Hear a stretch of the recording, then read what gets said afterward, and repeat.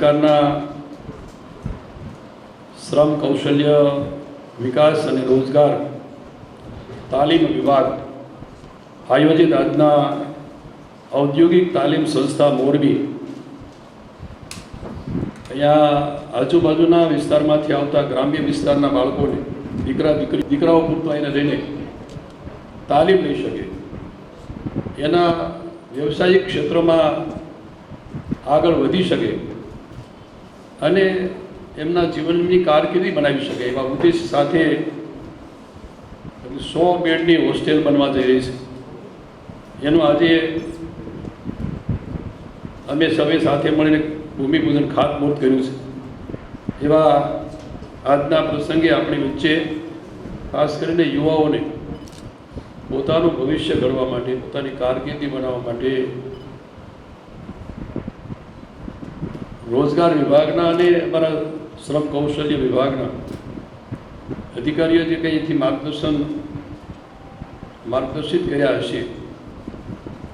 આવતા દિવસોમાં મોરબી જે રીતે ઔદ્યોગિક ક્ષેત્રે ભૂતકાળમાં એ મને બરાબર યાદ છે, આખા સૌરાષ્ટ્રમાં અહીંયા નળિયા ઉદ્યોગ શરૂ થયો એ વખતે મોરબી ઉદ્યોગ ક્ષેત્રમાં ખૂબ અગ્રેસર રહ્યું છે. ભવિષ્યમાં પણ હજુ આ ઉત્તરોત્તર આ મોરબી શહેર અને વિસ્તાર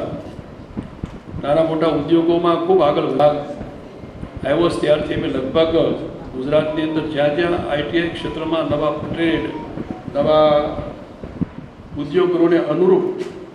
કેવા મેન પાવરની જરૂરિયાત છે એ કરવા માટેનો પ્રયત્ન કરી રહ્યા છીએ. એમાં અમારા વિભાગના અધિકારી મિત્રો પણ ખૂબ જાગૃતતાથી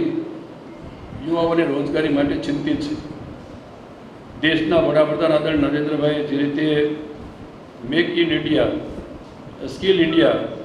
અને આત્મનિર્ભર ભારત બનાવવા માટેના પ્રયાસો અને પ્રયત્નો આજે આખા દેશની અંદર થઈ રહ્યા છે અને એના ભાગરૂપે આજે યુવાઓને અહીંથી મેં આપણે કહ્યું તેમ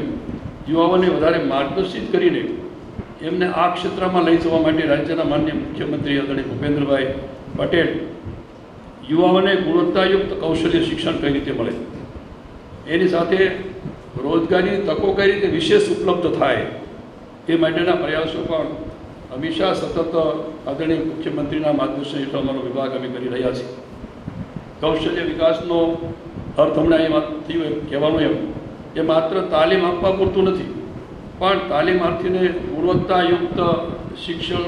એની સાથેનું શિક્ષણ વાતાવરણ ઊભું થાય, એની સાથે આધુનિક સાધનો સાથે જે પ્રકારના સ્કિલની જરૂરિયાત હોય એ પ્રકારનું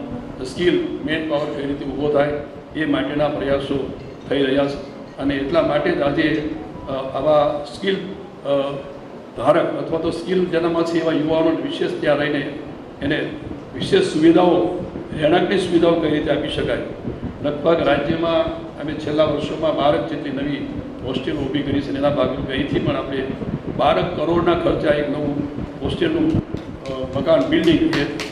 નિર્મિત થવાનું છે.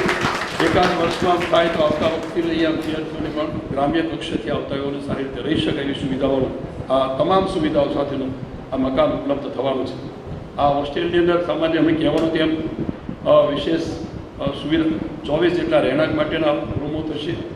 દિવ્યાંગ માટેના જે કંઈ સ્ટુડન્ટ હોય એમના માટેની અલગથી વ્યવસ્થા હશે. ગેસ્ટ રૂમ માટેની છે, વિઝિટર્સ માટે છે, ડાઇનિંગ હોલ માટેની અલગ ટૂંકમાં તમામ પ્રકારની સુવિધાયુક્ત આ બિલ્ડિંગ મકાન બનવાનું છે. અને એની સાથે સાથે કર્મચારીને આહવાન કરી કે 10મામાં ફેલ થયા હોય અને 5 વાર ઉઠીને વયા ગયા હોય, 8મામાં ફેલ થયા અને ઉઠીને વયા ગયા હોય એને પાછા લઈ આવી અને કઈ રીતે જે જિલ્લામાં જ્યાં જરૂરિયાત છે, મોરબી હોય, જામનગર હોય, રાજકોટ હોય, ભરૂચ હોય, જે પણ જરૂરિયાત છે કોર્સની એવા નવા કોર્સ ચાલુ કરી નવી આઈટીઆઈમાં અમે નવા કોર્સ આજે 12 કરોડના ખર્ચે હોસ્ટેલ બનાવી. કુલ 311 કરોડના ખર્ચે ગુજરાતમાં નવી 12 હોસ્ટેલો બને, 38 હોસ્ટેલનું કામ છે, નવી યોજના બધું લાવવાના. પણ એ બધું લાવ્યા પછી